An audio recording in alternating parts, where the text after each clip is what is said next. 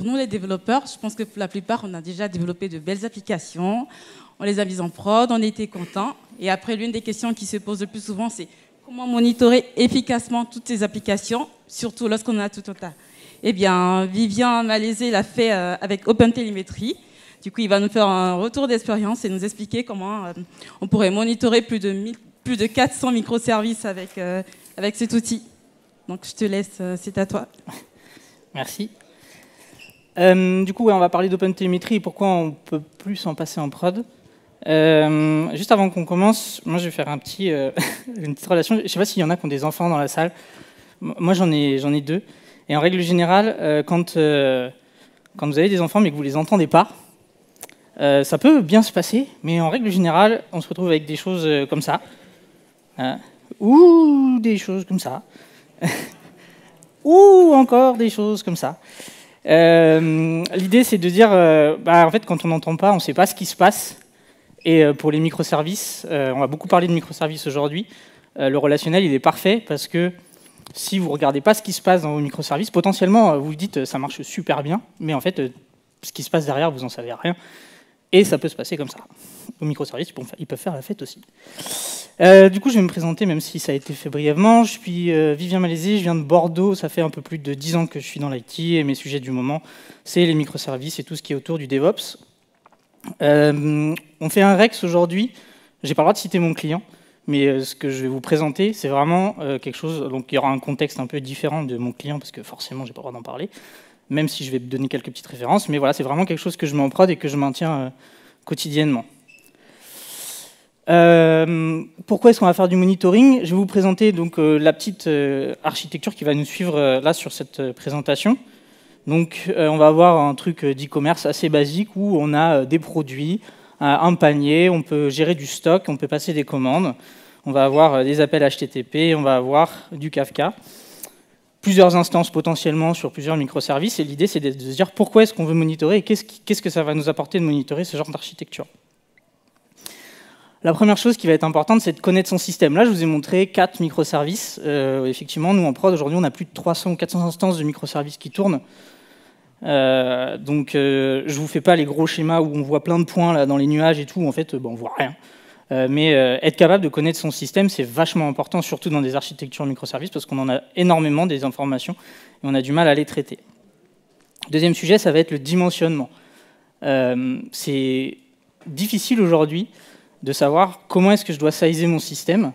On parle beaucoup des architectures microservices par rapport à la scalabilité et de réduire les coûts. Spoiler alerte, ça coûte beaucoup plus cher des architectures microservices que des architectures monolithiques. Mais l'idée, c'est d'être capable quand même de dimensionner efficacement son architecture. Je vais prendre un cas concret. Je ne vais pas avoir le même dimensionnement pendant une période creuse que pendant les soldes ou pendant le Black Friday, où je vais avoir un dimensionnement qui n'est pas du tout le même.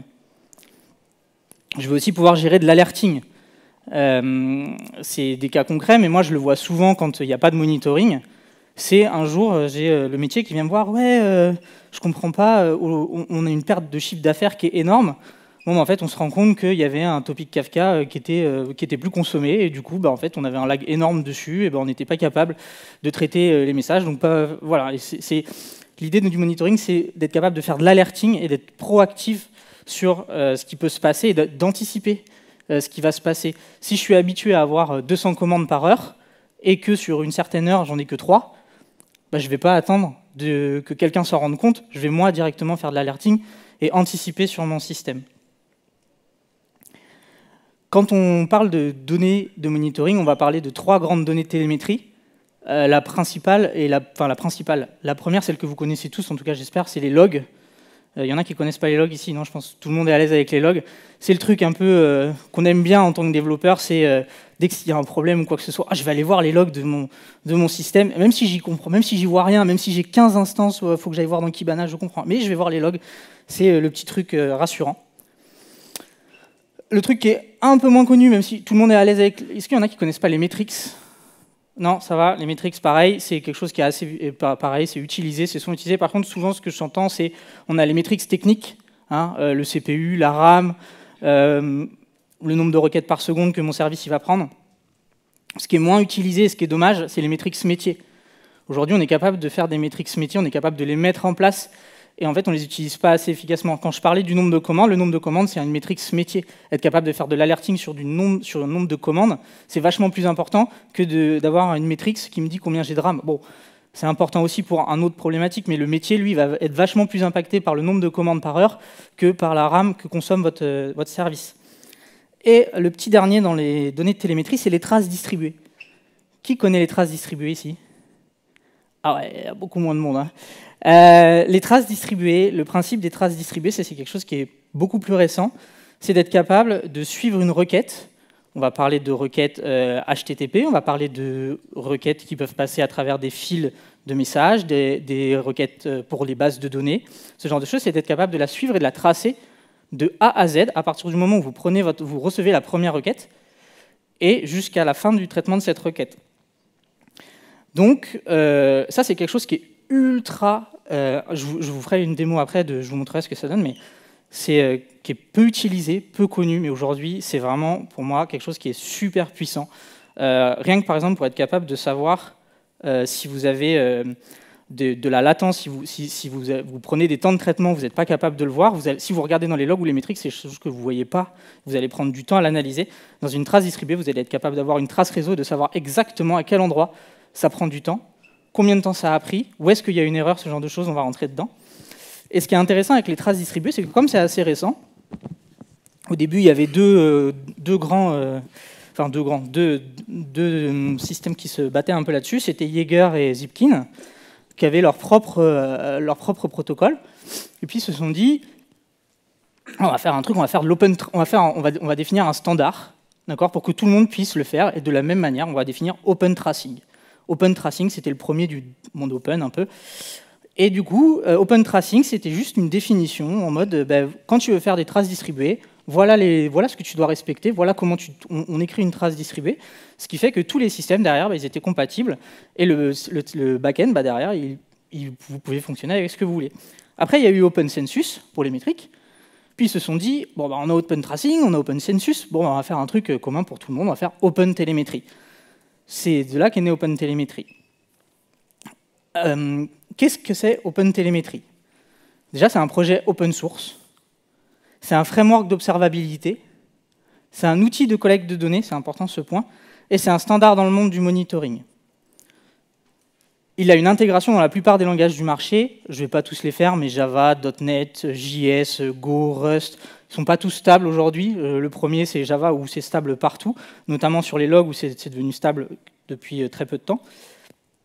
Mais la plupart du temps, c'est supporté sur la plupart de tous les gros langages du marché. C'est quelque chose qui est facile à mettre en place. Qu'est-ce que ce n'est pas? Ce n'est pas un outil tout en un comme Datadog ou Dynatrace. Est-ce que il y en a qui ont Datadog en prod ou ce genre de choses ici? Ouais.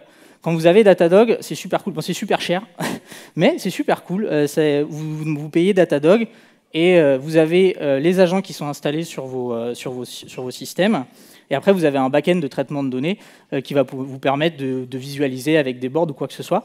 OpenTelemetry, lui, il s'occupe que de la collecte des données. D'accord? Il s'occupe de la collecte des données. Il va vous l'exposer pour que vous puissiez la traiter. Mais par contre, il ne va pas vous donner un service de back-end qui va vous permettre de traiter la donnée. D'accord? Donc, ce n'est pas un back-end de traitement de données. Pourquoi faire? Pourquoi est-ce que OpenTelemetry est né? Bon, vous le voyez un peu, hein, l'idée, c'est d'avoir un outil unique, d'arrêter d'avoir tout plein d'outils ou ce genre de choses. Ce qui est intéressant, c'est que Datadog et Dynatrace, ils se sont, en fait, aujourd'hui, ils sont compatibles OpenTelemetry. Ils ont eu des petits problèmes au début parce que Datadog, vous payez, pour la petite histoire, vous payez par agent. À partir du moment où Datadog fonctionnait avec OpenTelemetry, en fait, vous pouviez avoir des agents OpenTelemetry partout, avoir un seul agent Datadog et envoyer tout à l'agent Datadog, ce qui fait qu'ils ont perdu un peu d'argent, puis après ils ont changé leur pricing model parce qu'ils perdaient un peu de sous. L'idée, c'est aussi d'être capable de ne pas avoir à changer son code si on change d'outil. Aujourd'hui, vous êtes principalement tous des devs, en tout cas par rapport aux différentes questions qu'on a posées dans la journée. Je pense que vous connaissez un peu tous le principe des architectures oignons, architecture hexagonale, où on se dit, on essaye de séparer la couche métier de la couche infrastructure, ce genre de choses. Là, c'est un peu à un plus haut niveau, mais c'est de se dire, mon code, il ne va jamais changer. Mon code, c'est mon code, et comment est-ce que je l'observe? Je m'en fiche si je change d'outil, si je veux payer Datadog, mais que j'ai plus envie d'avoir à payer Datadog. J'ai pas envie d'avoir à me soucier de réimplémenter certains systèmes dans mon code. Et ça va être aussi d'être capable de simplifier l'instrumentation pour pouvoir avoir quelque chose qui se fasse de manière unique. Du coup, on va rentrer. Comment on instrumente? Alors, si vous cherchez un peu, on va faire un peu de Spring et de Java, même si très très peu. Mais là, c'est quelque chose, c'est du Gradle, ça. L'idée, c'est si demain, pour tous ceux qui font du Spring, vous allez chercher OpenTelemetry Spring, vous allez tomber sur ce genre de choses où est-ce qu'on vous dit, bah, rajoute les dépendances dans ton code, et puis comme ça va instrumenter et tu auras OpenTelemetry. Bon, vous vous rappelez, moi je vous ai dit, j'ai 300 instances de microservices qui tournent en prod. Je vais pas aller rajouter ça dans mes 300 microservices. Impossible. J'ai cherché un peu plus. OpenTelemetry, il donne ce qu'on appelle des agents. Donc ça, c'est quelque chose qui est implémenté directement par OpenTelemetry, ici, qui va me permettre d'avoir un agent que je vais pouvoir directement rajouter dans mon image Docker. Et donc après, derrière, ça fonctionne comme un agent Java standard. Vous faites votre commande qui était là juste à la présentation précédente. En gros, ça va permettre de lancer votre application Java dans laquelle vous attachez votre agent Java. Je vous présenterai après. Pareil, moi, j'ai pas envie d'avoir eu à rebuilder mes 300 Dockerfiles. Je vous présenterai après une technique qui permet de le faire sans avoir à rebuilder les images Docker. Mais concrètement, ça, c'est quelque chose qui est quand même vachement plus simple. Vous mettez un agent Java et ça marche. Comment ça marche? Question. Donc on a notre agent Java, ici, qu'on va configurer pour pouvoir envoyer des données à un back-end derrière, sur lequel on va envoyer nos traces réseau, nos logs, nos métriques.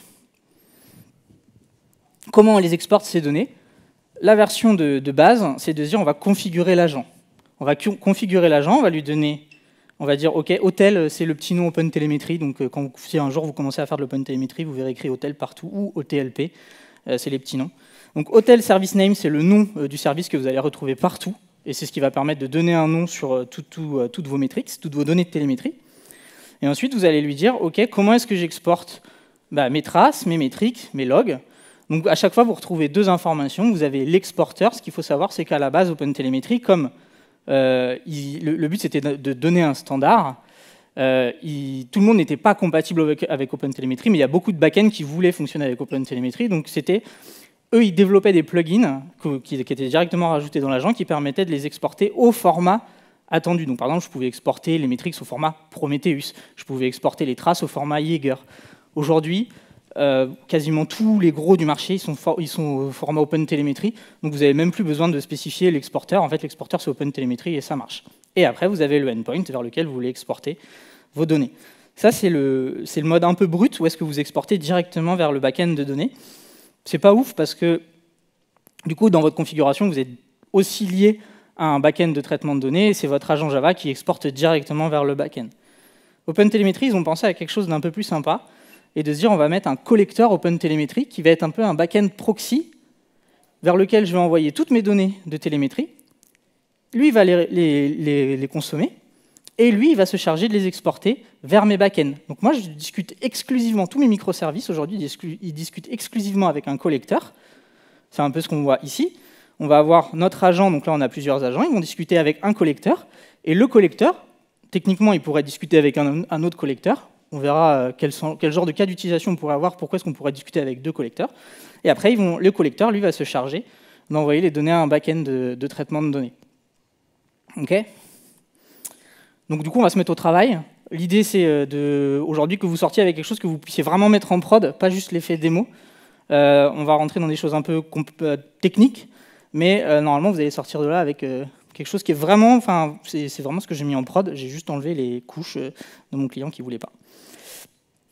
Donc, on va faire un peu de Kubernetes aussi.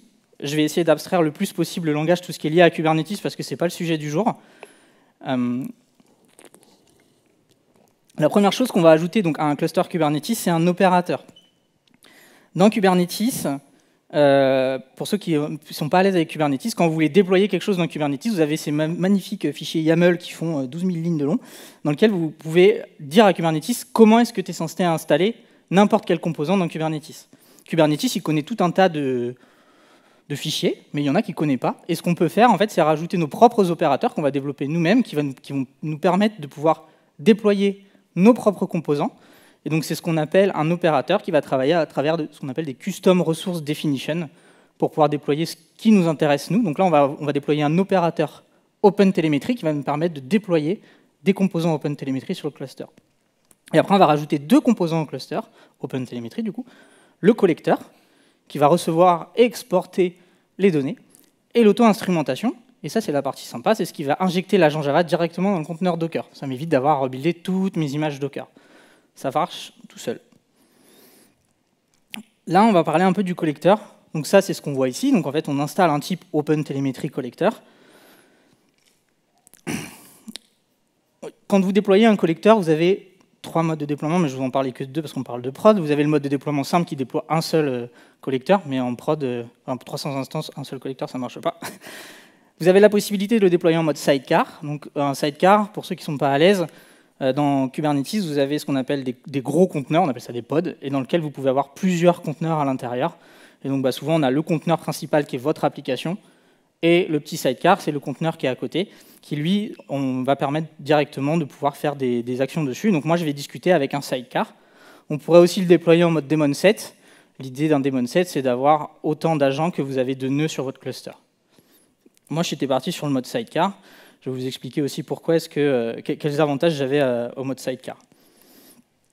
Ensuite, dans le collecteur, on va définir plusieurs parties. La première partie, c'est comment est-ce que je reçois les données. Ce que je vous ai dit, c'est qu'aujourd'hui, moi, je fais que de l'OpenTelemetry. Donc, je reçois les données sur mon collecteur que au format OpenTelemetry. Il est compatible avec 2 protocoles, gRPC, HTTP. Pour la petite histoire, au départ, c'était gRPC qui était par défaut. Et depuis la version 2.0 qui est sortie il y a pas très longtemps, c'est HTTP qui est devenu le standard. Donc aujourd'hui, mais les 2 protocoles fonctionnent. Ensuite, on va avoir les processors. Les processors, c'est quelque chose qui est optionnel, mais qui permet de faire du processing sur les données.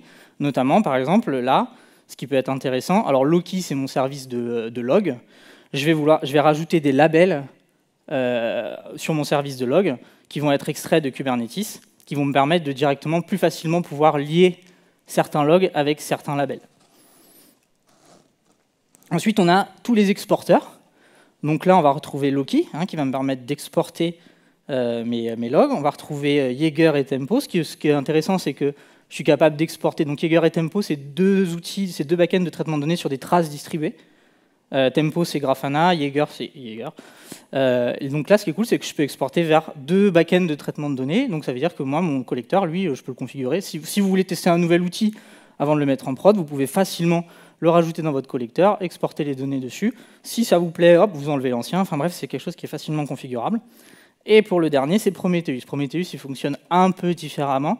Pour ceux qui connaissent Prometheus, il ne fonctionne pas via du push où on lui envoie des données. Enfin, il peut, mais par le fonctionnement standard de Prometheus, c'est lui qui vient chercher les données sur votre service, il vient scraper ce qu'il appelle les données. Et donc là, l'exporteur Prometheus, la seule chose que je définis, c'est que je définis un endpoint, et ça va m'exposer un port, le port 8.8.8.9, sur mon collecteur pour que Prometheus puisse venir scraper les métriques de mon service.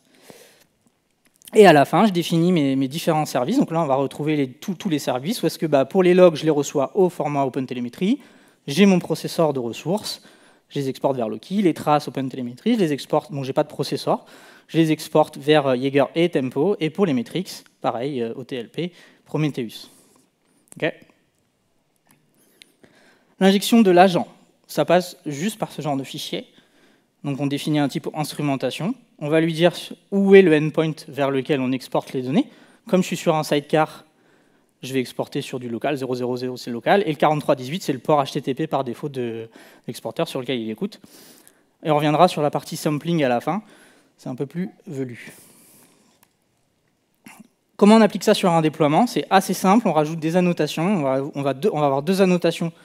La première, c'est pour ajouter le sidecar. Si vous ne fonctionnez pas en mode sidecar, si vous fonctionnez en mode daemon set, vous n'avez pas besoin de cette annotation. Ça permet d'injecter le sidecar. Et la deuxième, ça me permet d'injecter l'agent Java. La seule chose qui va forcément devoir être faite, c'est que je vais devoir redéployer.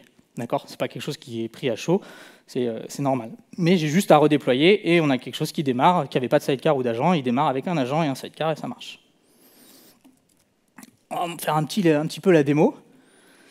Donc on va reprendre nos produits. Donc là, on va dire, j'ai une liste de produits. Hop, on va regarder. Qu'est-ce qu'on va on va essayer de commander un produit. On va commander. On l'a fait un peu il y a longtemps. Donc l'iPhone 12 Pro Max, même s'il vaut très cher, on va se le commander.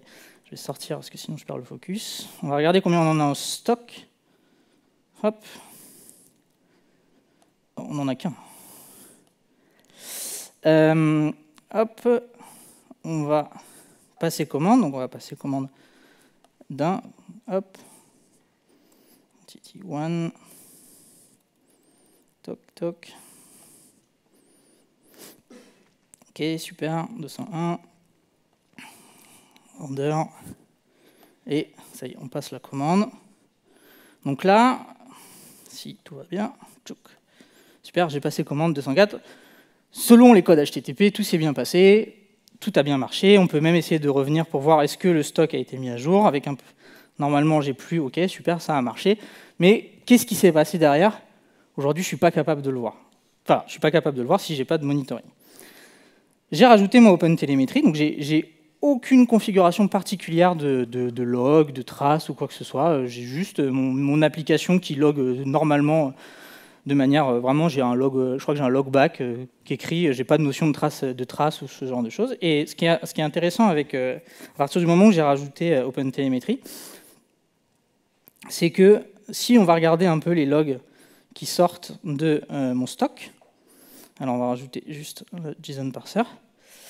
Ce qui est intéressant, c'est que je vais avoir, donc là on peut voir, en fait j'ai tout un gros pavé là, JSON, avec le body, donc là on peut voir, j'ai passé une commande de l'iPhone 12 Pro Max, j'en ai passé un, et je vais avoir tout un tas d'informations qui me sont données. Voilà, c'est quelque chose, c'est OpenTelemetry qui le gère, moi j'ai rien fait. Je peux voir quel est le process, je peux voir quel est le... Par exemple, dans Kubernetes, on peut voir le nom du conteneur, le host, l'ID, on peut voir la sévérité, et on va retrouver des informations qui vont être super intéressantes. C'est le trace ID et le span ID. Quand on utilise des traces distribuées, on a deux informations. Le trace ID, qui est l'ID spécifique à une trace, qu'on peut lier du coup avec un log, ou le span, qui va être la totalité des traces. Et donc, si je clique, là, bon, ça c'est de la configuration un petit peu, mais dans Grafana, pas du tout dans le... Je peux faire de la corrélation entre ma trace et ma log. Et donc là, je suis capable de remonter et donc de voir quand j'ai passé une commande, donc quand j'ai fait un put là sur un /API/order, qu'est-ce qui s'est passé? Je vais pouvoir redescendre, donc je peux voir que quand je fais un put, il appelle le shopping cart pour essayer de retrouver les informations du panier. On peut voir que dans shopping cart, il a fait un appel à sa base de données. Ce qui est intéressant, c'est que je vais même pouvoir aller regarder quel est l'appel à la base de données qui a été faite. Comme on est sur du JDBC statement, il y a des trucs qui sont masqués ou quoi que ce soit, c'est du Java, hein, mais si vous avez d'autres bases de données, potentiellement, vous avez carrément toute la requête qui est en clair. On va même pouvoir voir qu'il y a quelque chose qui a été publié là, dans un topic Kafka, donc publish, c'est pour tout ce qui est messaging, et qu'il a été processé par le service de stock. Que le stock, voilà, il a fait pareil, il a fait un select, il a updaté son stock, ce genre de choses. Enfin, voilà, on peut suivre la requête de A à Z. Et donc, à partir de ce moment-là, et j'ai rien fait, hein, j'ai pas mis de Kafka, il n'y a rien de particulier, tout ça c'est fourni pour moi. Et donc là, je suis capable de savoir exactement où est passée ma requête. On est quand même sur quelque chose qui est super intéressant. Il y a quoi derrière tout ce que je vous ai montré? La première chose, pour les traces, je vous ai parlé brièvement, c'est Tempo. Tempo, c'est un outil de gestion de traces distribuées. C'est basé, donc aujourd'hui, il fonctionne qu'avec OpenTelemetry. Hein, Tempo, c'est OpenTelemetry et c'est tout. C'est compatible avec les formats open source Zipkin et Jaeger qui étaient les premiers au départ dont je vous ai parlé. Même si aujourd'hui Zipkin et Jaeger, pareil, ça fonctionne avec OpenTelemetry. Si vous avez des vieilles versions, vous pouvez facilement migrer puisque c'est compatible, ça permet de faire le transfert. Mais si vous êtes sur les dernières versions, vous avez déjà Zipkin ou Jaeger, sachez que ça fonctionne avec OpenTelemetry aujourd'hui, Zipkin et Jaeger. Et ça, moi c'est pour ça que je suis parti sur Tempo, ça a une intégration poussée avec Grafana. Pour les logs, j'ai utilisé Loki, donc c'est un outil d'agrégation de logs, donc je vais avoir des informations intéressantes, la date, les erreurs, les traces, et je peux recevoir du coup les données via un système de push depuis le collecteur, c'est ce que je vous ai montré. Et pour les metrics, j'ai Prometheus, c'est un système de monitoring qui est basé, et d'alerting basé sur des metrics, donc grâce à Prometheus et Grafana, je vais pouvoir mettre de l'alerting pour pouvoir justement faire ce que je vous ai expliqué tout à l'heure, si j'ai pas assez de commandes, être capable de faire de l'alerting grâce à des metrics métiers. Ça scrape les données plutôt que de les recevoir. Et ça gère les données grâce à un format basé sur les time series. L'idée, c'est d'être capable de se dire qu'est-ce qui s'est passé entre telle heure et telle heure. Je ne veux pas avoir une métrique qui fait que croître. Je veux savoir qu'est-ce qui s'est passé exactement entre 15h et 15h30. Est-ce que j'ai eu des commandes là-dessus? Je ne veux pas savoir le nombre de commandes que j'ai depuis le début, quoi. Et grâce à ça, grâce à OpenTelemetry, qu'est-ce qu'on pourrait faire et si on essayait de consommer de manière responsable? Je vais vous montrer deux principes. Le premier, c'est par rapport à Vegeta. Alors, en fait, c'est parce que j'utilise un outil qui s'appelle Vegeta, qui me permet de faire... hop là, qu'est-ce qui va pas là? Hop. Ok, c'est bon. Hop. Donc, je vais me connecter à un pod qui est sur le cluster, qui s'appelle et donc sur lequel je vais exécuter une attaque. Hop. Voilà. Je vais générer de la charge sur mon service de produit pour essayer de vous montrer un peu ce qu'on pourrait faire. Donc Vegeta, lui, c'est juste un outil qui permet d'appeler. Donc là, je fais 10 appels par seconde à peu près sur l'API de l'eau de Product. Avec OpenTelemetry, ce qu'on pourrait faire, il y a quelque chose qui est... Alors, moi, j'appelle ça le scaling automagique, mais c'est dans Kubernetes, vous avez un composant qui s'appelle le Horizontal Pod Autoscaler. C'est un super nom bien complexe ou quoi que ce soit. L'idée de l'Horizontal Pod Autoscaler, c'est d'être capable de pouvoir définir un nombre de réplicas et de faire du scaling automatique entre ce nombre de réplicas. Donc, par exemple, minimum, je veux un réplica sur mon cluster. Maximum, j'en veux 10. Je vais me baser sur une métrique pour pouvoir savoir comment est-ce que je vais faire mon scaling. D'accord? Donc, là, je vais définir une métrique, le nombre de requêtes par seconde. Et si j'ai plus de 8 requêtes par seconde, je veux que ça scale up. Donc, ça veut dire que si je suis à 7 requêtes par seconde, j'ai une instance de mon pod. Si je suis à 10, j'ai 2 instances. Si je suis à 18, j'ai 3 instances, etc. etc. jusqu'à ce maximum, je puisse atteindre 10. Si je dépasse 80 requêtes par seconde, je resterai à 10, je n'irai pas plus loin. On peut définir un comportement custom. Le truc qui peut être intéressant, c'est de se dire je scale down pas tout de suite. Hein, quand on a du yo-yo, je ne veux pas que si je passe à 9, puis à 7, puis à 9, puis à 7, j'ai un pod qui pop, un pod qui s'arrête, un pod qui pop. Surtout qu'avec Java, on a des temps de démarrage qui sont bien puissants, donc on va éviter. Donc là, par exemple, j'attends 60 secondes. Par défaut, c'est 5 minutes. Hein. Moi, là, pour la démo, je suis resté à 60 secondes, mais j'attends 60 secondes pour faire mon scale down, pour éviter justement d'avoir ce comportement yo-yo. On a plein de comportements qui sont disponibles. Par exemple, vous pouvez faire du scale up de manière 2 par 2, 3 par 3, ou du scale down, pas tout scale down d'un coup. Si par exemple vous avez une grosse baisse de trafic d'un seul coup, vous voulez peut-être pas passer de 10 à 1 pod en une seule fois. Vous voulez peut-être faire du scale down progressif. Comment ça marche? Il y a du Prometheus. Ce qu'il faut savoir, c'est que le Horizontal Pod Autoscaler de Kubernetes, il fonctionne qu'avec des metrics qui sont exposés sur Kubernetes. Vous ne pouvez pas vous connecter avec des back-ends externes ou quoi que ce soit. Vous devez travailler avec Kubernetes. Bon, Prometheus, ce qu'ils ont fait, c'est qu'ils ont rajouté un composant. Ils nous donnent un composant qui s'appelle le Prometheus Adapter, qui va nous permettre de récupérer des metrics sur Prometheus et de les exposer sur Kubernetes. Et donc là, c'est ce que j'ai fait, c'est que j'ai récupéré ma métrique du nombre de requêtes par seconde et je l'ai exposée sur Kubernetes pour pouvoir la travailler. Dans les petits trucs sur lesquels il faut faire attention, quand vous faites des requêtes à Prometheus, donc on a des requêtes qui peuvent retourner plusieurs résultats. Par exemple, pour le nombre de requêtes par seconde, c'est le cas. Quand vous demandez le nombre de requêtes par seconde que reçoit un service, par défaut, il va retourner le nombre de requêtes par seconde de chaque URL. D'accord ? Ce qui peut être dommageable, c'est que si vous demandez que ce résultat-là, et donc en fait vous faites cette requête-là via le Prometheus Adapter, ben en fait la métrique qui va être exposée côté Kubernetes, vous ne savez pas laquelle ça va être. Potentiellement, ça va être la première, celle qui vous intéresse, ou celle qui ne vous intéresse pas. Notamment, par exemple, pour Kubernetes, j'ai du health check. Si je monitore le nombre de requêtes que j'ai au health check, alors que ce qui m'intéresse, c'est le nombre de requêtes à l'API load, bah, je ne vais pas du tout pouvoir faire du scaling. Donc après, il faut faire attention quand si vous faites du Prometheus Adapter, faites attention à ce que votre requête ne retourne qu'un seul résultat. Donc après, vous utilisez des agrégations, vous utilisez des RAID pour pouvoir faire ce genre de choses. Ou sinon, encore mieux, mais on ne va pas rentrer dans le débat aujourd'hui, vous utilisez Keda, qui est un outil tierce qui permet de pouvoir faire de l'autoscalabilité de manière beaucoup plus avancée sur Kubernetes. Qu'est-ce que ça donne ? Donc là, depuis tout à l'heure, je vous parle parce qu'en fait, ça prend un peu de temps à s'afficher. Je vais aussi vous expliquer pourquoi. Donc là, on a notre microservice de produit sur lequel on peut voir qu'il a commencé à prendre de la charge. Et en fait, j'avais fait une corrélation, donc ça, c'est plus pour vous montrer. J'aurais pu me baser sur le CPU. En fait, je me suis rendu compte que quand j'appelais beaucoup le microservice, eh ben, le CPU, il était un peu ric-rac. Donc j'aurais pu me baser aussi sur le CPU pour pouvoir faire mon nombre de requêtes. Et donc après, ce qui est intéressant, c'est que à partir du moment où je vois que j'ai dépassé mon nombre de 8 requêtes par seconde, j'ai un deuxième pod là qui est né, qui commence à prendre de la charge. Et du coup, ça me permet de pouvoir stabiliser le CPU, l'usage du CPU sur mes 2 instances de microservices. Donc ça, c'est grâce à OpenTelemetry que j'ai été capable de le faire. Bon, il y a quand même quelque chose qui est pas ouf, c'est le temps de réactivité. Hein, là, depuis tout à l'heure, je vous parle, et en fait, on a vu qu'il a pop il y a peut-être pas très longtemps. Pourquoi Prometheus, on a la problématique avec Prometheus. Prometheus, je vous expliquais, il vient scraper les données. Bon, bah, comme il vient scraper les données, il vient les chercher, il le fait de manière, pas tout le temps, donc il le fait toutes les 30 secondes par défaut.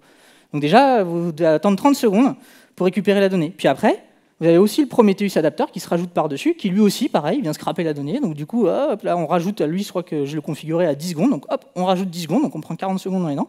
Puis après, il faut qu'il expose sur Kubernetes, il faut que Kubernetes prenne en compte le sujet, que lui aussi vienne scraper la donnée pour pouvoir dire « Ah bah oui, ça y est, ça a dépassé ton résultat ». Enfin bref, ça prend du temps. Et donc du coup, on n'est pas sur des trucs qui sont ultra réactifs. Logiquement, c'est suffisant quand même. Mais il faut le savoir, c'est pas le truc qui est le plus réactif du monde, ou sinon ça veut dire qu'il va falloir gérer votre scrapping ou passer par d'autres outils pour avoir quelque chose qui est beaucoup plus réactif en fonction de vos besoins. Ça, c'est la première. Donc après, hop, on va l'arrêter, et je vous montrerai dans 1 minute que c'est bien redescendu. L'intérêt de ça, et du scaling automatique, c'est que moi, je l'ai vu beaucoup. Pour préparer les soldes, oh ouais, branle-bas de combat, on scale tout à 5, comme ça on est sûr que ça marche. Bon, c'est pas grave, on consomme, mais on scale tout à 5. Et puis, le lendemain des soldes, bah, en fait, 1 mois, 2 mois... Ah, mais en fait, on avait tout laissé à 5. Et c'est déjà vu. Hein, et du coup, bah, en fait, on se retrouve avec des microservices qui sont scalés à 5, ça sert à rien. On consomme, on paye. Pour la planète, c'est pas ouf, et ça sert à rien du tout. Donc l'intérêt de ce genre d'outils, c'est d'être capable de se dire, je vais consommer de manière responsable et juste consommer ce qui m'intéresse en fonction des pics de charge. Ça peut être aussi très intéressant potentiellement sur des pics qui ne sont pas prévus, notamment quand il y a eu par exemple les problématiques autour des PS5, être capable de faire du scaling très rapide parce qu'il y a beaucoup de PS5 qui veulent être vendus, et puis après, quand ça y est, il n'y a plus de PS5, hop, je refais le scale down. Enfin bref, c'est plus des cas où moi je m'y attends pas, et du coup je peux réagir et j'ai rien à faire, ça marche tout seul. Autre chose, quand je parlais de consommer de manière responsable, il y avait quelqu'un qui m'avait posé la question, j'avais trouvé intéressante, c'était de se dire, ouais, mais aujourd'hui, du coup, on a déjà énormément de données dans les architectures microservices. Le fait d'avoir plein de données de monitoring, est-ce que ça rajoute pas encore plus de données et que du coup, on consomme pas ouf, parce qu'en fait, certes, on fait plus attention au CPU et à la RAM, mais on a beaucoup plus de data, et donc en fait, on consomme du disque. Dans le truc qu'on peut regarder, par exemple, on va regarder les traces avec Tempo. Si je reprends toutes les traces qui sont passées récemment, en fait, par exemple, déjà, je peux voir le nombre d'appels qu'il y a à /actuator, c'est le petit outil de Spring pour pouvoir faire tout ce qui est health check, ce genre de choses. Déjà, j'ai plein d'appels à Actuator. Et alors, je vous passe le nombre d'appels que j'ai fait à comment ça s'appelle, à l'API load. Mais alors là, j'ai explosé le nombre de traces. Et en fait, est-ce que vraiment c'est intéressant que je garde tous mes appels à l'API load, hein? C'est OK, bon, je suis capable de voir ce qui s'est passé sur une API load. Mais vraiment, à chaque fois, c'est le même appel, j'ai la même chose, j'ai le même comportement. Est-ce que vraiment je veux garder toutes les informations, ou est-ce que je ne pourrais pas juste garder une portion des informations, juste ce qui m'intéresse? Et là, on va rentrer dans la partie qui est un peu plus complexe, c'est le sampling. Quand on fait du monitoring, il y a quelque chose qui s'appelle le sampling. L'idée, c'est de se dire qu'est-ce que je vais garder et qu'est-ce que je ne vais pas garder. Il y a 2 modes de sampling. Il y a le head sampling. C'est celui qui est utilisé par défaut et le plus simple à comprendre. C'est on décide dès qu'on reçoit une requête. Je reçois une requête et je décide directement, OK, est-ce que toi je te garde ou est-ce que je te garde pas? Toi tu vis, toi tu vis, toi tu crèves. C'est vraiment la même chose que Dewey, c'est je te garde ou je te garde pas. C'est super performant, mais par contre c'est pas très customisable. Comme je suis au début de ma requête, dès le départ je choisis si je la garde. Et souvent quand on fait du head sampling, on fait ce qu'on appelle du parent-based sampling, où on se dit, je fais ma décision sur le parent, et toutes celles qui sont en dessous, je les garde, parce que sinon on peut se retrouver avec des traces orphelines. Ce n'est pas quelque chose qui est intéressant si on a des traces orphelines. Voilà. Donc quand on fait du parent-based sampling, on garde tout en dessous. C'est simple à mettre en place. On peut définir des règles. Par exemple, je garde que 10% des requêtes. Le problème, c'est que quand on fait du parent base sampling et qu'on garde que 10%, bah, potentiellement, la requête qui m'intéresse, où j'aurais voulu voir ce qui s'est passé, bah, je ne l'ai pas. Je l'ai perdu. Okay. Donc ça, c'est pas ouf. Mais par contre, c'est super perf et c'est facile à mettre en place. Et il y a le deuxième, le truc que tout le monde a envie de faire, mais qui est super chaud, c'est le tail sampling, où en fait, on va attendre la fin de la requête pour décider. D'accord ? Une fois que toute ma requête, toute ma trace distribuée, elle est passée, eh ben, je vais prendre une décision. Donc là, on a beaucoup de possibilités de customisation. Je peux dire, et si j'ai une erreur, je te garde tout le temps. Mais si j'ai pas d'erreur, je garde que 10% des requêtes. Je vais pouvoir dropper des appels qui ne m'intéressent pas, notamment /actuator. Toi, jamais je te garde. Ça ne m'intéresse pas d'avoir les appels ou else check. Il y a beaucoup d'aspects qui sont customisables. Par contre, c'est beaucoup plus dur à mettre en place. Combien de temps j'attends? Techniquement, si je suis en parent base, tant que je reçois des traces, je les rajoute à la suite et c'est lié. Si, notamment par exemple sur les problématiques d'architecture événementielle, je ne sais pas au bout de combien de temps mon message il va être consommé. Bon, bah là, si je suis parti sur, j'ai dit j'attends 10 secondes et que mon message il est consommé au bout de 15 secondes, et ben, je vais avoir une trace qui va être pas liée à la trace parente. Comment est-ce qu'on décide aussi si la requête elle est vraiment utile ou non? Moi, ok, je vais dire ouais, je vais garder que 10% des requêtes, mais potentiellement, des fois c'est intéressant de la garder, des fois c'est pas intéressant, je suis pas sûr, ce genre de choses. Et après, il y a la problématique du collecteur. Je vous le refais pas, on est dans une architecture distribuée. Pour pouvoir travailler en tail sampling, il faut qu'un collecteur reçoive toutes les traces. D'accord ? Forcément, pour pouvoir prendre sa décision sur toutes les traces, il doit avoir toutes les traces de la requête. Ça veut dire qu'il faut que je sois capable d'envoyer toutes mes traces au même collecteur. Moi, j'avais 12 sur mon cluster de prod. Aujourd'hui, j'ai 20 nœuds. Donc j'ai 20 collecteurs, plus mes sidecars. Donc oui, il faut qu'ils fassent attention. Et puis comme j'ai des sidecars, pareil, si j'ai 2 instances de mon microservice product, je ne peux pas le faire directement au niveau de mon instance parce que je ne sais pas lequel a reçu la requête. Donc là, il va falloir gérer et se dire comment je gère au niveau du collecteur. Et le collecteur, pareil, s'il garde les requêtes en mémoire pendant 10 secondes et qu'il se fait tabasser, eh ben, la mémoire elle va exploser. Donc il y a des problématiques là-dessus à prendre en compte, c'est beaucoup plus complexe. Comme il me reste du temps, je vais vous montrer, on va essayer de se faire une petite démo. Donc on va rentrer dans les parties. Moi, ce que j'avais déployé, c'était juste un sidecar par défaut. Donc ça, c'est la configuration que je vous ai montrée dans la doc. Ce qu'on va faire, c'est qu'on va changer le sidecar. La première chose qu'on va faire avec le sidecar, on va faire du sampling, nous, que sur les traces distribuées. On va changer l'exporteur. Et alors, on va utiliser un exporteur qui s'appelle load balancing, qui est assez intéressant, qui va me permettre d'envoyer mes données sur un collecteur basé sur la trace ID. Donc, ça veut dire que je suis capable de me lier directement, je suis sûr d'envoyer mes données, ma trace ID, sur le même collecteur. Et du coup, là, c'est là où est-ce que je vous disais, ça peut être intéressant d'avoir plusieurs collecteurs. Je vais rajouter un deuxième collecteur. Donc là, je vais rajouter un daemon set qui, lui, derrière, va prendre des décisions. Et donc là, quand il va recevoir des requêtes, je vais lui dire, bah, t'attends 10 secondes. Donc si au bout de 10 secondes, tu ne reçois plus de requêtes, c'est bon, tu peux prendre ta décision. Même si tu continues à recevoir des requêtes, en fait, il va prendre sa décision au bout de 10 secondes. Il va garder en mémoire jusqu'à 500 traces. Donc ça peut être dangereux. Si vous avez plus de traces, si vous recevez 600 traces, bah, en fait, vous allez perdre les 100 premières traces. Et après, je vais lui appliquer quelques policies. Par exemple, je vais lui dire, bah, tout ce qui est appel à Actuator ou Swagger, ça ne m'intéresse pas du tout de l'avoir dans les traces distribuées. Ça, tu les drops. Ensuite, les erreurs, ça m'intéresse beaucoup. Les erreurs, tu gardes tout. Et ensuite, pour les requêtes normales, tu vas garder que 50%. Parce que je me dis, en fait, quand la requête elle s'est bien passée, ça va peut-être m'intéresser de voir ce qui se passe sur un comportement nominal, mais d'avoir tout le temps les informations de tous les comportements nominaux, ça ne m'intéresse pas. Donc ça, on va l'appliquer. On peut même regarder, si on revient sur le dashboard, normalement, que j'ai bien scale à 1. Tchouk. Donc voilà, on voit qu'on n'a plus qu'un seul pod. Ça va marcher, l'autoscalabilité. Je suis content parce que pour la petite histoire, j'ai donné cette conf à Lille la semaine dernière et ça ne marchait pas. Ils m'ont trollé sur DevQuestionnaire sur LinkedIn. Donc voilà, là ça marche. Donc on va appliquer ce genre de choses. Donc on va quitter ça. Donc hop, on va appliquer les deux configurations de OpenTelemetry. Donc on va appliquer le daemon set. Ça va me déployer un daemon set, ça va me déployer des collecteurs sur le cluster, je vais vous les montrer.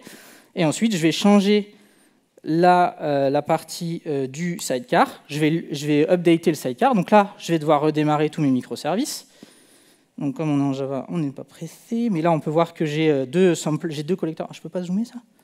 Ah si, je peux zoomer, mais on ne voit rien. Super, merci. Donc là, j'ai mes deux collecteurs qui n'existaient pas, là, qui viennent d'être créés. On peut voir, ils ont été créés il y a 25 secondes. Là. Donc ça, c'est mon daemon set. Comme j'ai 2 nœuds sur mon cluster, j'ai 2 collecteurs. Je vais redémarrer tous mes microservices pour qu'ils prennent en compte la mise à jour. Voilà, donc là, là ça redémarre. Comme on est en Spring, ça prend un peu de temps. S'il y en a qui ont des questions le temps que ça redémarre, je prends les questions, sinon on peut attendre.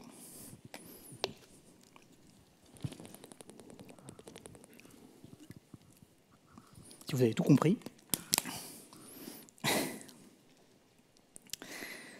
Donc ça devrait prendre un petit peu de temps. Enfin, je sais pas. Ouais. Vas-y, je vais répéter la question, ça ira plus. Je voulais revenir sur les démos que tu as fait avec le fait que l'agent Java que tu as déployé connecte tout et il a réussi à comprendre que tu faisais des appels HTTP, des appels à la base de données. Ouais. Et tout ça, c'est intégré dans l'agent Java Ouais. La question, c'est l'agent Java, il est capable d'intercepter les appels HTTP, les appels à Kafka, il est capable de tout intercepter. Oui, effectivement, en gros, c'est l'agent Java qui gère tout ça. Et en fait, il va juste faire l'injection de bytecode directement dans ton code Java pour être capable d'intercepter. Donc tout ça, en fait, c'est quelque chose qui est développé pour toi. Donc il va y avoir un overhead. Il est très, très minime. Enfin, moi, je ne l'ai jamais ressenti. On n'a jamais eu de problème à ce niveau-là sur l'agent Java. Et voilà. Donc, hop, on est content. Ça a redémarré. Ouais. Attends, je vais laisser le micro comme il n'est pas loin. Oui, je voulais savoir en termes de coûts en prod. Ouais. Je prends par exemple s'il y a 50 microservices qui tournent et qu'on laisse tous les agents tourner et tracer. Est-ce que vous avez du recul pour voir combien ça va coûter? Non, j'ai pas de recul suffisant pour te dire, parce que chez mon client actuellement, on est en on-premise. Donc en fait, les machines, on les a. Donc si tu veux, je suis pas capable de te dire.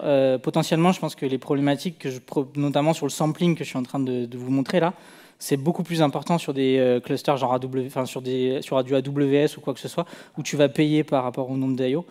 Moi là aujourd'hui, j'ai pas ce recul-là, mais je suis capable de comprendre que si je stocke trop de données et si j'en ai trop, puis même rien qu'au niveau du bruit, en fait, ça génère énormément de bruit pour mes développeurs. Donc en fait, c'est intéressant d'essayer de limiter ce que je prends et prendre que ce qui m'intéresse. Donc là, il y a tout qu'à redémarrer. Donc on va relancer, on va refaire notre petit truc. Donc on va commander autre chose. Je sais pas, on va commander le mug de Legend of Zelda. Je sais pas combien j'en ai. Je dois en avoir un peu. Il y en a. Pourquoi? Ah oui, parce que j'ai redémarré. Donc forcément, j'ai perdu mes ports forward. Ok, donc hop, on essaye. Super, ça marche, j'en ai 70, j'en ai un peu plus. Pareil, donc on va repasser une commande. Allez, cette fois-ci on est fou, on va commander 5. Trade out. Execute. Ok, j'ai créé mon panier et là je vais passer ma commande. Donc là, ok, ça marche, ce genre de choses. Et là, ce qui va être intéressant, ça va être de regarder ce qui se passe au niveau des traces distribuées. Donc là, si je reprends ce qui s'est passé sur les 5 dernières minutes et que je regarde, alors là, en fait, il y a encore des traces qui datent de 39, mais en fait, alors il faudrait peut-être que je prenne, par exemple, la dernière minute. Hop, on va prendre 1 minute. Ça marche, ça? Ouais, voilà. Et donc là, en fait, on est là, on a quand même vachement moins de bruit. Et ce qui peut être intéressant, c'est que, par exemple, au début, là, quand j'ai passé ma commande à Shopping Cart, ça a marché, donc j'en ai samplé une. J'ai pas samplé les deux. À chaque fois, j'ai samplé qu'une seule requête, en fait. Je sample que 50% des requêtes. Donc, des fois, je les sample, des fois, je les sample pas. Celle qui marche. Okay, l'idée, c'est de vraiment sample que ce qui m'intéresse. Donc après, c'est du 50%. Donc potentiellement, je vais sample 2-3 fois parce que je l'ai appelé 2-3 fois. Potentiellement, je ne vais pas la sample du tout. Je ne sais pas exactement. Mais je vais sample à peu près 50% des requêtes et on aura beaucoup moins de bruit. On va beaucoup moins charger aussi le système, et on aura quelque chose qui sera plus performant, notamment par exemple Tempo ou Jaeger, c'est des outils qui fonctionnent avec potentiellement des data sources derrière. Si on les surcharge de données qui sont du bruit et qui ne sont pas intéressantes, on va perdre en performance, c'est dommage. Voilà, c'est tout pour moi. Je suis content, il y a tout qui a marché. N'hésitez pas à faire un feedback, de me dire si ça vous a plu, si ça vous a pas plu. Et si vous avez des questions, je suis preneur. S'il y en a qui n'osent pas poser des questions maintenant tout de suite, vous pouvez venir me voir, ou après, je suis encore un peu là sur le salon sur la journée. Merci. Merci Vivien.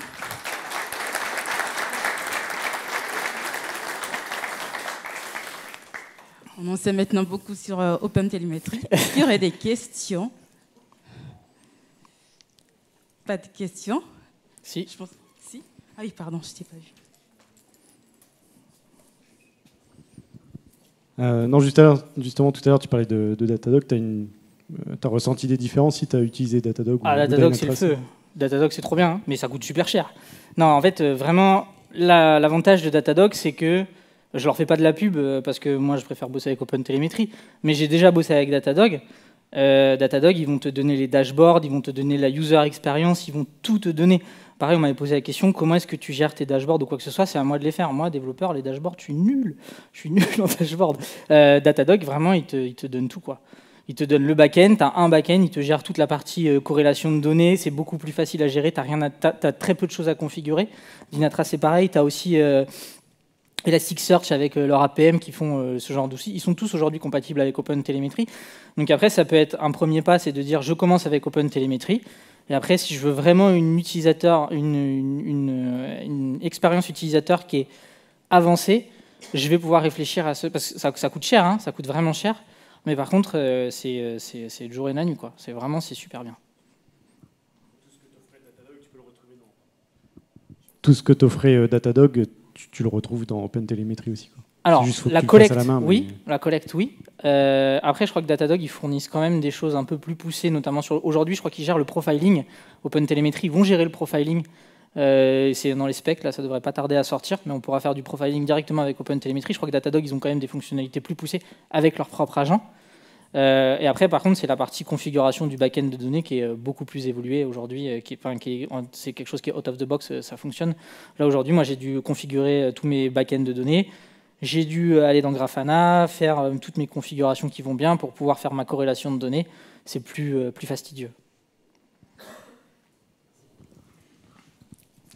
Ouais, il y a une question. Vas-y. Et après, il y aura Maïf. À la Maïf là-bas. Bonjour, merci pour la présentation d'abord. Merci. Est-ce qu'il y a des possibilités d'anonymiser les données en fait? Dans le processeur, tu peux. Dans la partie processeur. Ouais, tu pourrais anonymiser les données à partir du moment où tu as un template, une regex qui te permettrait de le faire. Ouais, tu pourrais anonymiser les données. Ouais. Tu as déjà vu les cas d'utilisation peut-être ou rien qu'RGPD, potentiellement, ça pourrait être intéressant. Je ne sais pas après si vous avez des problématiques de développeurs qui ne sont pas sensibilisés à la sécurité, qui peuvent loguer des mots de passe ou quoi que ce soit. Côté Ops, être capable de le traiter pour vos développeurs. Voilà, c'est des possibilités. Après, aujourd'hui, j'ai pas eu le besoin de faire du processing d'anonymisation de données sur les logs, mais oui, c'est possible. Ouais. Et il y avait une question.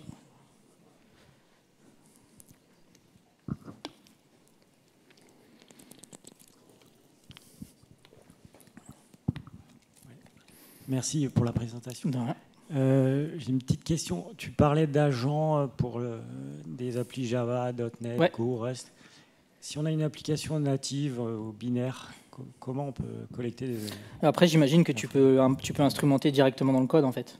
Tu peux instrumenter dans le code. Après, c'est quel est ton besoin? Moi, c'est vrai que là, j'avais pas ce besoin d'instrumenter dans le code. Et si je peux l'éviter, je vais pas le faire. Si tu peux pas l'éviter, tu instrumentes dans ton code. Et après, tu vas fournir des surcouches pour que tes équipes de développeurs n'aient pas à se soucier de cette partie-là. Voilà. Tu vois, pareil, le sidecar, le collecteur, c'est quelque chose qui ne peut pas marcher sur ce genre de problématique. Tu vas avoir nécessairement un daemon set qui va collecter tes données.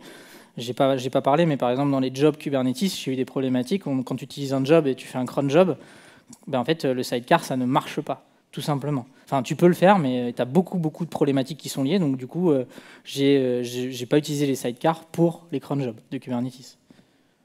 Voilà. Il y a forcément des cas d'application qui sont différents en fonction de tes besoins. Là, je vous ai présenté le cas nominal de j'ai un microservice, j'ai un pod, et c'est vraiment le cas nominal qu'on a en prod aujourd'hui. Oui, bonjour. Bonjour. Je voulais savoir, la trace, on peut la faire suivre depuis le front jusqu'au back?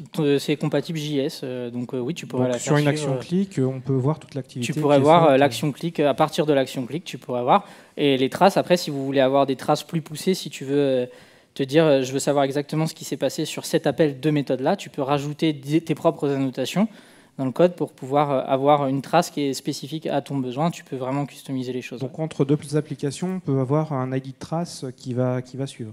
Ouais. Ok. L'idée, tant que tu le propages, il va se passer. Après, tu peux avoir des problématiques. Il y a eu la question, pour ceux qui font du Kafka Stream, en fait, au niveau du Kafka Stream, on peut perdre le header. Enfin, en fait, Kafka Stream ne le gère pas. Donc du coup, il faut que vous l'extrayiez et que vous le réinjectiez dans le topic pour pouvoir le traiter. Il y a des problématiques qui vont être après vraiment avancées. Mais par défaut, à partir du moment où vous avez OpenTelemetry, il va gérer pour vous cette propagation de header. Et donc après, vous allez pouvoir suivre la trace vraiment de A à Z. Ok, merci. Plus de questions? Merci encore pour ces explications. C'était très bien. N'hésitez pas à venir me voir si... Merci beaucoup.